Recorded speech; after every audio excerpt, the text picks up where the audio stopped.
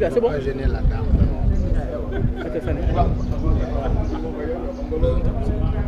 Je m'appelle Mornia, je suis magistrat, je suis le directeur général de l'Office national de recouvrement des avoirs criminels du Sénégal.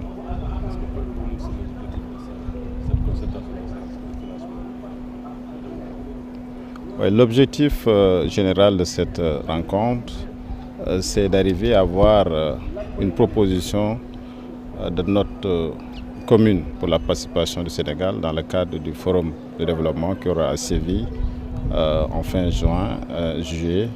Donc, dans le cadre de cette activité, il est essentiel de faire un travail de préparation, d'identification des points essentiels pour une participation utile du Sénégal.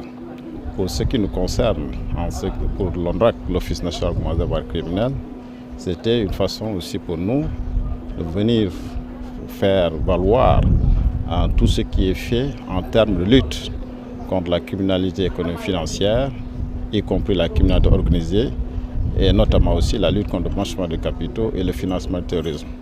Je rappelle que l'ONRAC est un organisme qui est sous la double tutelle du ministère de la Justice et du ministère des Finances et qui a une mission essentielle de gérer tout ce qui est avoir saisi et confisqué dans le cadre d'une procédure pénale.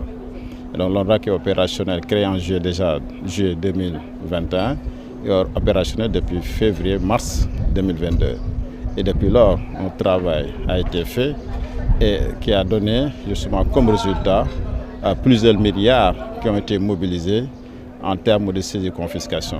Parce qu'aujourd'hui, il s'agit de voir la mobilisation des ressources et surtout la mobilisation des ressources au niveau local. Et donc l'ONRAC, à travers ses activités, à travers sa mission, participe aussi à cette mobilisation des ressources. Parce qu'en définitive, les avoirs qui sont saisis, ces avoirs qui peuvent être des avoirs mobiliers ou immobiliers, doivent abonder les caisses de l'État. C'est-à-dire, lorsqu'il y a une confiscation, qui est une peine complémentaire à la peine d'emprisonnement ou la peine d'amende, ces avoirs devraient renflouer les caisses de l'État, abonder le budget de l'État. Et quand on parle du budget de l'État, c'est prendre en compte l'intérêt de la collectivité. Donc à ce titre, je pense qu'il est extrêmement important de venir faire valoir aussi ce travail qui est fait et qui participe dans le cadre de la mobilisation interne des ressources pour préparer ce forum de développement de Séville.